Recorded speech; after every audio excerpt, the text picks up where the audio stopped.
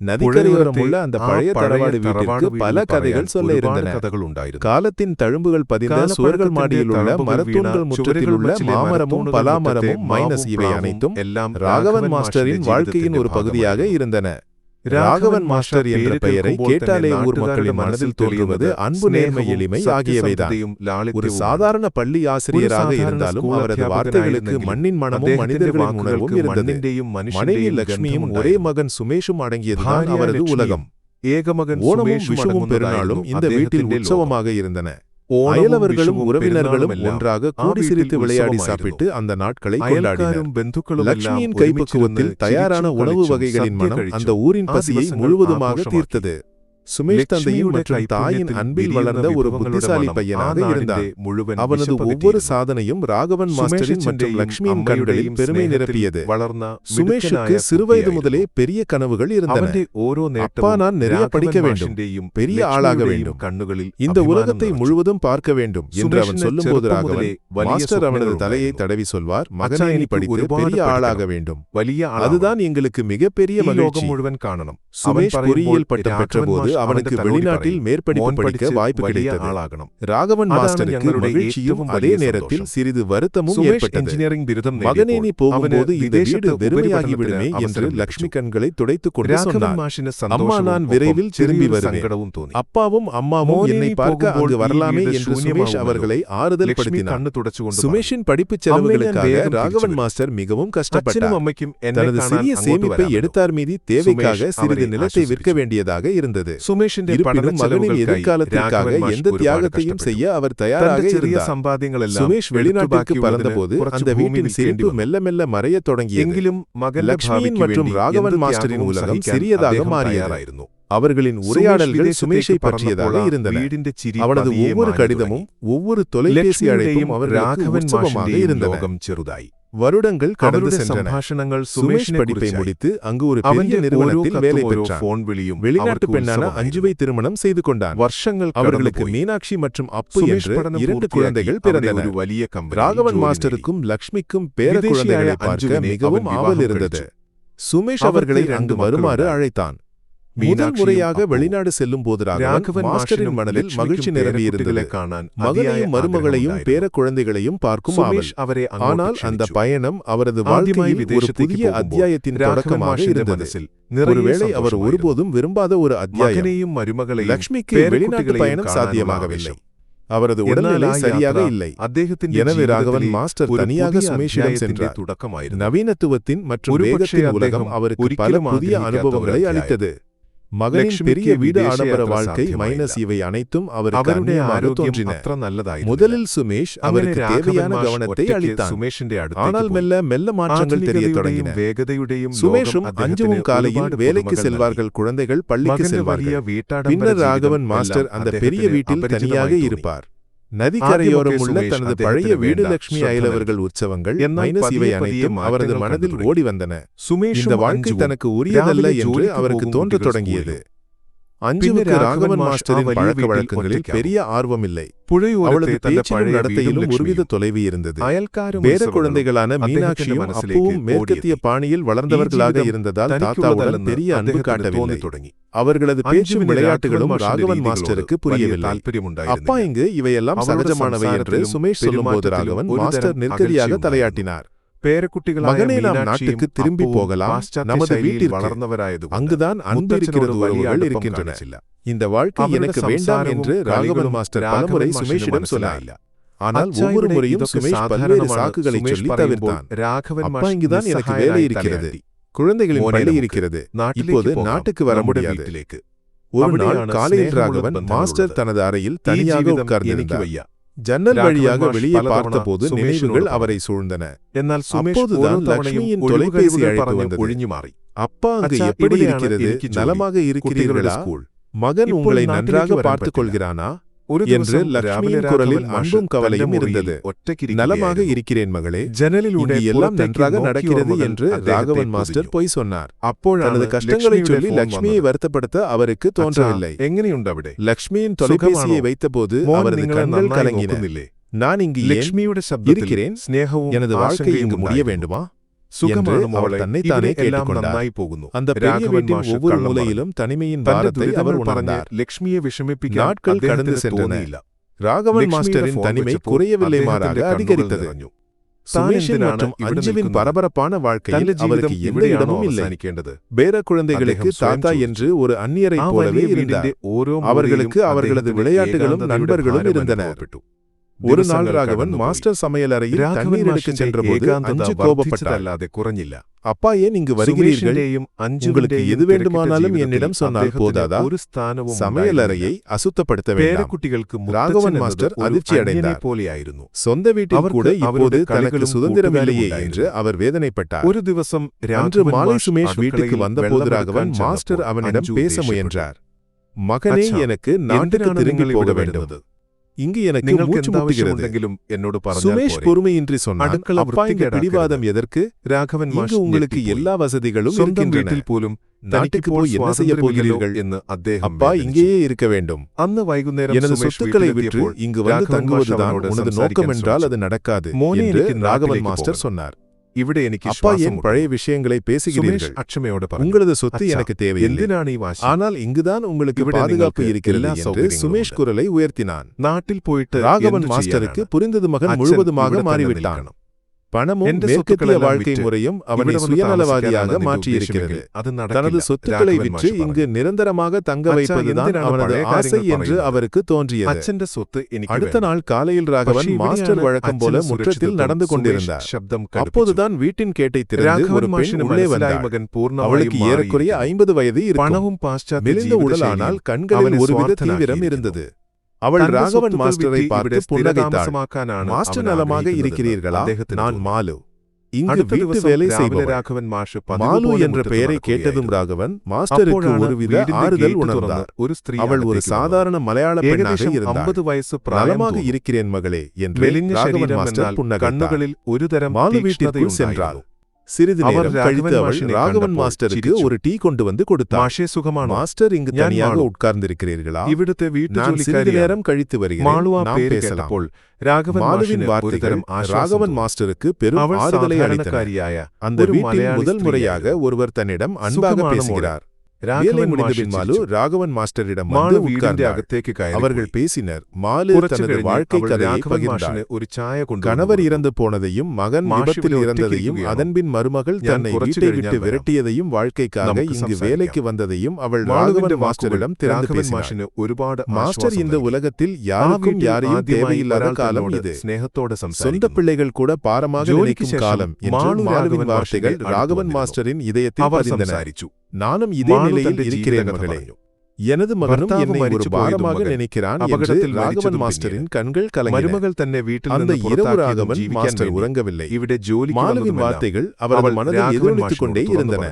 நான் நாட்டுக்கு திரும்பி சென்றால் லட்சுமி தனியாகிவிடுவார். இங்கு இருந்தால் இந்த மகனின் மற்றும் மருமகளின் கொடுமைகளை சகிக்க வேண்டும். என்ன செய்ய வேண்டும் என்று தெரியாமல் அவர் வேதனைப்பட்டார். அடுத்த நாள் காலையில் ராகவன் மாஸ்டர் தனது கடவுச்சீட்டையும் டிக்கெட்டையும் எடுத்து நாட்டுக்கு திரும்புவதற்கு தயாரானார். மகனே, நான் நாட்டுக்கு போகிறேன். இங்கு என்னால் தங்க முடியாது என்று அவர் சுமேஷிடம் சொன்னார். சுமேஷ் கோபமாக, அப்பா, இந்த பிடிவாதம் எதற்கு? நீங்கள் எங்கும் போக முடியாது. அஞ்சு அங்கு வந்தாள். அப்பா, நீங்கள் எங்கும் போகக்கூடாது. உங்களது சொத்துக்களை விற்று இங்கேயே தங்க வேண்டும். எனக்கு இப்போது சிறிது பணம் தேவைப்படுகிறது. உங்களது வங்கிக் கணக்கில் உள்ள பணம் எனக்கு வேண்டும். ராகவன் மாஸ்டர் அதிர்ச்சி அடைந்தார். எனது பணம் அதை நான் உனக்கு தரமாட்டேன். அது எனது லக்ஷ்மியின் மற்றும் எனது முதுமையின் ஆதாரம். நீங்கள் கொடுக்காவிட்டால் எப்படி வாங்க வேண்டும் என்று எனக்கு தெரியும் என்று 5 மிரட்டல் தொனியில் சொன்னார். ராகவன் மாஸ்டருக்கு பயம் ஏற்பட்டது. இந்த மருமகளுக்கு எதையும் செய்யும் திறன் இருக்கிறது. அவர் தனது அறைக்கு சென்றார். அஞ்சுவும் சுமேஷும் ஏதோ ரகசியமாக பேசுவதை அவர் கேட்டார். நாம் அப்பாவுக்கு ஒரு பாடம் கற்பிக்க வேண்டும். இந்த சொத்துக்களை நமது கையில் எடுக்க வேண்டும் என்று அஞ்சு சொன்னார். ஆனால் அப்பா ஒப்புக்கொள்ள மாட்டாரே என்று சுமேஷ் சொன்னார். அதற்கு நாம் ஒரு வழி கண்டுபிடிப்போம் என்று அஞ்சு சிரித்தாள். அஞ்சு ராகவன் மாஸ்டரின் நெஞ்சில் பயம் பரவியது. ராகவன் அவர்கள் தன்னை என்ன செய்யப் போகிறார்கள்? மருமகளுக்கு அடுத்த சில நாட்கள் ராகவன் மாஸ்டருக்கு நரகமாக இருந்தன. அஞ்சுவின் நடத்தை மேலும் மோசமாகியது. அவள் அவரை வேண்டுமென்றே புறக்கணித்தாள். உணவு கொடுக்காமலும் அறையில் பூட்டி வைத்தும் அவள் அவரை துன்புறுத்தினாள். சுமேஷ் இவற்றையெல்லாம் காணாதவன் போல நடித்தான். ஒரு நாள் ராகவன் மாஸ்டர் தனது அறையில் ஓய்வெடுக்கும் போது மீனாட்சியும் அப்புவும் அறைக்கு வந்தனர். அஞ்சுவின் கையில் ஒரு பழைய கைக்கடிகாரம் இருந்தது. அப்பா, இது உங்களது கடிகாரம் அல்லவா? இது உங்களுக்கு எங்கிருந்து கிடைத்தது என்று அஞ்சு கேலியாக கேட்டான். ஆமாம், இது எனது கடிகாரம். எனது தந்தை எனக்கு பரிசாக கொடுத்தது என்று ராகவன் மாஸ்டர் சொன்னார். ஓஹோ, அப்படி என்றால் இது நேற்று எனது அறையில் எப்படி வந்தது? எனது மேசையில் இருந்து இது காணாமல் போனது என்று அஞ்சு பொய்யான சிரிப்புடன் சொன்னாள். ராகவன் மாஸ்டர் அதிர்ச்சியடைந்தார். எனது அறையில் நான் உங்கள் அறையில் நுழையவே இல்லை. அப்பா, பொய் சொல்கிறீர்களா? எனது குழந்தைகள் உங்களை எனது அறையில் இருந்து இதை எடுப்பதை பார்த்தார்கள் என்று அஞ்சு மீனாட்சியையும் அப்புவையும் பார்த்து சொன்னான். ஆமாம் தாது, இதை எடுப்பதை நான் பார்த்தேன் என்று மீனாட்சி சொன்னாள். அப்புவும் தலையசைத்தான். ராகவன் மாஸ்டர் தளர்ந்து போனார். சொந்த பேர குழந்தைகள் கூட தனக்கு எதிராக பொய் சொல்கிறார்கள். நீங்கள் ஏன் இப்படி செய்கிறீர்கள்? நான் ஒரு திருடன் இல்லை என்று அவர் அழுது கொண்டு சொன்னார். அப்பா, ஒரு திருடன். நான் இப்போது காவல்துறையை அழைப்பேன் என்று அஞ்சு மிரட்டல் துணியில் சொன்னான். அஞ்சு உடனடியாக காவல்துறையை அழைத்தார். ராகவன் மாஸ்டரின் இதயம் வேகமாக துடித்தது. தான் என்ன செய்வது? சிறிது நேரம் கழித்து காவல்துறையினர் வீட்டிற்கு வந்தனர். அஞ்சு காவலர்களிடம் விஷயங்களை விளக்கினார். இவர் எனது கணவரின் தந்தை. இவர் எனது அறையில் இருந்து விலையுயர்ந்த கடிகாரத்தை திருடினார். எனது குழந்தைகள் இதை பார்த்தார்கள். காவலர்கள் ராகவன் மாஸ்டரை விசாரித்தனர். நீங்கள் இதை எடுத்தீர்களா? ராகவன் மாஸ்டர் நடுங்கிய குரலில் சொன்னார், இல்லை சார், நான் எடுக்கவில்லை. இது எனது கடிகாரம். அவர்கள் என்னை குற்றவாளியாக்குகிறார்கள். உங்களுக்கு ஆதாரம் இருக்கிறதா என்று காவலர் கேட்டார். ராகவன் மாஸ்டருக்கு எதுவும் சொல்ல முடியவில்லை. சுமேஷ் அங்கு வந்தான். சாரப்பாவுக்கு நினைவாற்றல் குறைவு, ஒருவேளை அறியாமல் எடுத்திருக்கலாம். சுமேஷின் வார்த்தைகள் ராகவன் மாஸ்டரை மேலும் வேதனைப்படுத்தின. மகன் கூட தன்னை நம்பவில்லை. காவலர்கள் ராகவன் மாஸ்டரை கைது செய்தனர். இவரை காவல் நிலையத்திற்கு கொண்டு செல்ல வேண்டும் என்று காவலர் சொன்னார். ராகவன் மாஸ்டர் நிற்கதியாக சுற்றி பார்த்தார். யாரும் அவருக்கு உதவ முன்வரவில்லை. சுமேஷின் கண்களில் கூட இரக்கமில்லை. அவரை காவல் வாகனத்தில் ஏற்றினர். அப்போதுதான் மாலு அங்கு ஓடி வந்தாள். அவள் வேலைக்காக வந்திருந்தாள். மாஸ்டர், என்ன நடந்தது? எங்கு கொண்டு செல்கிறார்கள்? மாலு பதறியபடி கேட்டாள். இவர் திருட்டு செய்தார் என்று காவலர் சொன்னார். திருட்டா? மாஸ்டர் அப்படி செய்ய மாட்டார் என்று மாலு உரத்த குரலில் சொன்னாள். அஞ்சு மாலுவை பார்த்து புச்சகத்துடன் சிரித்தாள். நீ உனது வேலையை பார், இதில் தலையிட வேண்டாம். நான் தலையிடுவேன். மாஸ்டர் குற்றமற்றவர். நீங்கள் அவரை பொய் வழக்கில் மாட்டி வைத்திருக்கிறீர்கள் என்று மாலு தைரியமாக சொன்னாள். காவலர்கள் மாலுவை தடுத்தனர். நீங்கள் இதில் தலையிட வேண்டாம், இது எங்களது வேலை. ராகவன் மாஸ்டரை காவல் நிலையத்திற்கு கொண்டு சென்றனர். மாலு நிற்கதியாக அங்கு நின்றார். அவளது கண்கள் கலங்கின. மாஸ்டர் குற்றமற்றவர் என்று அவளுக்கு உறுதியாக இருந்தது. காவல் நிலையத்தில் ராகவன் மாஸ்டரை மீண்டும் விசாரித்தார். அவர் தனது குற்றமற்ற தன்மையை மீண்டும் மீண்டும் சொன்னார். ஆனால் யாரும் நம்பவில்லை. அவரது வயதும் தனிமையும் அவருக்கு எதிராக இருந்தன. அதே நேரத்தில் மாலுவால் உறங்க முடியவில்லை. ராகவன் மாஸ்டரின் நிற்கதி நிலை அவளது மனதிலிருந்து மறையவில்லை. மாஸ்டர் தன்னை உதவிய ஒரு பழைய சம்பவத்தை அவள் நினைவு கூர்ந்தாள். வருடங்களுக்கு முன்பு மாலுவின் மகன் ஒரு விபத்தில் சிக்கிய போது ராகவன் மாஸ்டர் தன்னிடமிருந்த பணத்தை கொடுத்து உதவியிருந்தார். அப்போது அவர் சொன்னது, மகளே கவலைப்படாதே, நான் இருக்கிறேனே. என்னால் அந்த வார்த்தைகள் மாலுவுக்கு பெரும் தைரியத்தை அளித்திருந்தன. இப்போது மாஸ்டருக்கு உதவி தேவைப்படும் போதுதான் வெறுமனே இருப்பது சரியல்ல என்று அவளுக்கு தோன்றியது. மாலுவின் மனதில் ஒரு திட்டம் உருவானது. அவளுக்கு மாஸ்டரை காப்பாற்ற வேண்டும். எப்படி யாரை அணுகுவது என்று அவளுக்கு தெரியவில்லை. இருப்பினும் அவளுக்கு ஒரு நம்பிக்கை இருந்தது. உண்மை ஒரு நாள் வெளிவரும் என்று. மாலு அடுத்த நாள் காலையிலேயே ராகவன் மாஸ்டரை பார்க்க காவல் நிலையத்திற்கு சென்றாள். அவரை ஜாமீனில் விடுவிக்க அவளால் முடியவில்லை. ஆனால் அவரை சந்திக்க அனுமதி கிடைத்தது. மாஸ்டர் கவலைப்பட வேண்டாம், நான் உங்களுடன் இருக்கிறேன்.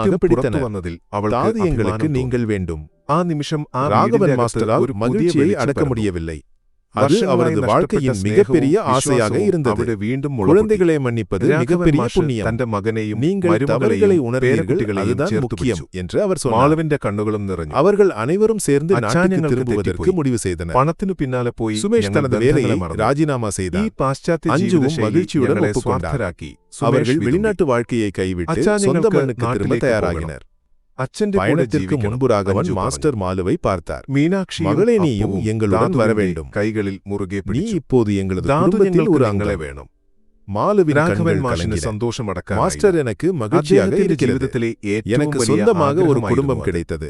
മക്കളെ அப்படியே ക്ഷമിക്കുന്നതാണ് ராகவன் ഏറ്റവും വലിയ மாஸ்டரும் പുണ്യം. சுமேஷும் அஞ்சுவும் നിങ്ങൾ மீனாட்சியும் തെറ്റുകൾ அப்புவும் മനസ്സിലാക്കിയല്ലോ, மாலுவும் சேர்ந்து അതാണ് நாட்டுக்கு പ്രധാനം. பயணமானார்கள். അദ്ദേഹം പറഞ്ഞു. நதிக்கரையோரமுள்ள അവർ அந்த എല്ലാവരും பழைய ചേർന്ന് தரவாடு வீடு നാട്ടിലേക്ക് அவர்களை തിരിച്ചു പോകാൻ காத்திருந்தது. തീരുമാനിച്ചു. நாட்டுக்கு சுமேஷ் வந்தபோது தന്റെ லட்சுமியால் ஜோலி மகிழ்ச்சியை രാജിവെച്ചു. அடக்க முடியவில்லை. അഞ്ജുവും மகனையும் സന്തോഷത്തോടെ സമ്മതിച്ചു. மருமகளையும் അവർ பேரக்குழந்தைகளையும் വിദേശത്തെ பார்த்தபோது ജീവിതം அவளது ഉപേക്ഷിച്ച് கண்கள் സ്വന്തം கலங்கின. മണ്ണിലേക്ക് മടങ്ങാൻ തയ്യാറായി. மாலுவை பார்த்தபோது യാത്ര லட்சுமிக்கு പുറപ്പെടുന്നതിന് ஆச்சரியமாக രാഘവൻ இருந்தது. മാഷ് മാളുവിനെ ராகவன் மாஸ்டர் மாலுவை മോളെ பற்றி നീയും ഞങ്ങളുടെ எல்லாவற்றையும் കൂടെ லட்சுமியிடம் சொன்னார். നീ ഇപ്പോൾ லட்சுமி ഞങ്ങളുടെ மாலுவை കുടുംബത്തിലെ அன்புடன் ഒരംഗമാണ്. வரவேற்றாள். அந்த மாலுவிന്റെ பழைய தரவாடு கண்கள் வீட்டிற்கு மீண்டும் മാഷി உயிர் എനിക്ക് வந்தது. സന്തോഷമേയുള്ളൂ. முற்றத்தில் എനിക്ക് குழந்தைகளின் സ്വന്തമായി விளையாட்டும் ഒരു சிரிப்பும் കുടുംബം நிரம்பின. ലഭിച്ചു. ராகவன் അങ്ങനെ மாஸ்டர் രാഘവൻ காலையில் മാഷും நதிக்கரையில் സുമേഷും நடக்கச் അഞ്ജുവും செல்வார். മീനാക്ഷിയും சுமேஷ் അപ്പുവും நாட்டில் മാളുവും ஒரு ചേർന്ന് சிறிய தொழில் നാട്ടിലേക്ക് தொடங்கினார். യാത്ര തിരിച്ചു. அஞ்சுவும் പുഴയോരത്തെ குழந்தைகளும் ആ நாட்டு പഴയ வாழ்க்கையுடன் തറവാട് വീട് பொருந்தினர். അവരെ மாலு அந்த കാത്തിരിക്കുകയായിരുന്നു. வீட்டின் எல்லாமாக மாறினார். നാട്ടിലെത്തിയപ്പോൾ வெறும் உதவியாளராக ലക്ഷ്മിക്ക് இல்லை, அந்த குடும்பத்தின் സന്തോഷമടക്കാനായില്ല. ஒரு அங்கமாக இருந்தார். മകനെയും ஒரு മരുമകളെയും நாள் மாலை எல்லோரும் പേരക്കുട്ടികളെയും முற்றத்தில் കണ്ടപ്പോൾ ஒன்று கூடினர். അവരുടെ കണ്ണുകൾ டீ നിറഞ്ഞു. குடிக்கும்போது மீனாட்சி മാളുവിനെ தாதுவிடம் കണ്ടപ്പോൾ கேட்டாள், ലക്ഷ്മിക്ക് தாது நான் അത്ഭുതമായി. மீண்டும் தவறு செய்தால் என்னை രാഘവൻ മാഷ് மன்னிப்பீர்களா? മാളുവിനെ കുറിച്ച് എല്ലാം ராகவன் மாஸ்டர் ലക്ഷ്മിയോട് சிரித்துக்கொண்டு പറഞ്ഞു. அவளது தலையை ലക്ഷ്മി தடவினார். മാളുവിനെ സ്നേഹത്തോടെ மகளே, സ്വീകരിച്ചു. மனிதர்கள் தவறு செய்கிறார்கள், ആ மன்னிப்பது പഴയ கடவுளின் തറവാട് வேலை. വീടിന് நாம் വീണ്ടും ജീവൻ இந்தியர்கள் വെച്ചു. மனிதர்களாக இருந்து മുറ്റത്ത് கடவுளைப் போல കുട്ടികളുടെ மன்னிக்க കളിയും ചിരിയും கற்றுக்கொள்கிறோம். നിറഞ്ഞു.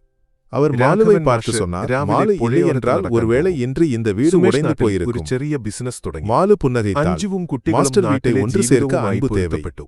உங்களிடம் அது எப்போதும் മാളു ആ இருந்தது. വീടിന്റെ എല്ലാമായി മാറി. மக்களுக்கு அதன் അവൾ முக்கியத்துவம் വെറും ഒരു இப்போது புரிந்தது, സഹായിയായിരുന്നില്ല, அவ்வளவுதான். കുടുംബത്തിലെ ഒരു சுமேஷ் അംഗമായിരുന്നു. தனது தந்தையை ഒരു பார்த்தார். ദിവസം அவரது വൈകുന്നേരം கண்களில் എല്ലാവരും அன்பும் மரியாதையும் മുറ്റത്തൊത്തുകൂടി. நிரம்பியிருந்தன. ചായ தான் കുടിക്കുന്നതിനിടെ செய்த മീനാക്ഷി தவறுகளுக்கு மன்னிப்பு ദാതുവിനോട് கேட்க ചോദിച്ചു. அவனுக்கு ദാതു, வார்த்தைகள் ഞാൻ கிடைக்கவில்லை. വീണ്ടും തെറ്റ് ചെയ്താൽ ஆனால் എന്നോട് அவனது ക്ഷമിക്കുമോ? கண்களில் உள்ள அன்பை ராகவன் மாஸ்டர் രാഘവൻ புரிந்து മാഷ് கொண்டார். ചിരിച്ചുകൊണ്ട് അവളുടെ തലോടി. உறவுகள் சில நேரங்களில் മോളെ நம்மை മനുഷ്യനാണ്, തെറ്റ് உடைக்கின்றன, ചെയ്യുന്നതിൽ அந்த உடைப்பின் ക്ഷമിക്കുന്നത് மூலம் நாம் ദൈവത്തിന്റെ மேலும் வலிமை ജോലിയാണ്. அடைகிறோம். നമ്മൾ இந்த ഇന്ത്യക്കാർ கதையில் ஒரு മനുഷ്യരായി தந்தையின் ദൈവത്തെ தியாகமும் പോലെ அன்பும் ക്ഷമിക്കാൻ மகனின் പഠിക്കുന്നു. தவறான புரிதல்களும் ஒரு അദ്ദേഹം சாதாரண മാളുവിനെ பெண்ணின் നോക്കി தைரியமும் പറഞ്ഞു. இறுதியாக മാളു மன்னிப்பின் மற்றும் ഇല്ലായിരുന്നെങ്കിൽ அன்பின் ഒരുപക്ഷേ வெற்றியும் நாம் ഇന്ന് கண்டோம். ഈ വീട് തകർന്നു நவீன പോകുമായിരുന്നു. உலகின் பொய்யான வாழ்க்கை மாலு முறைகளுக்கு புஞ்சிரிച്ചു. மத்தியிலும் குடும்ப உறவுகளின் மாஷே வீடு முக்கியத்துவம் கூட்டிச்சேர்ക്കാൻ எவ்வளவு സ്നേഹം பெரியது വേണം. என்பதை അത് നിങ്ങൾക്ക് இந்த கதை എപ്പോഴും நமக்கு ഉണ്ടായിരുന്നു. நினைவூட்டுகிறது.